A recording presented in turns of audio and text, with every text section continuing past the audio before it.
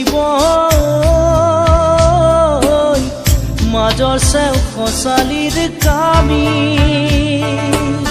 চাৰিজন মানুহে কান্ধত তুলি নিব চাৰিজন মানুহে কান্ধত তুলি নিব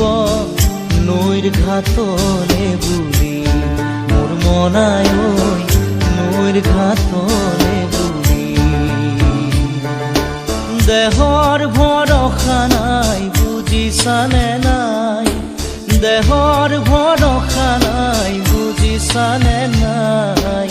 আজি হাঁহি আছো ক'বতো নোৱাৰো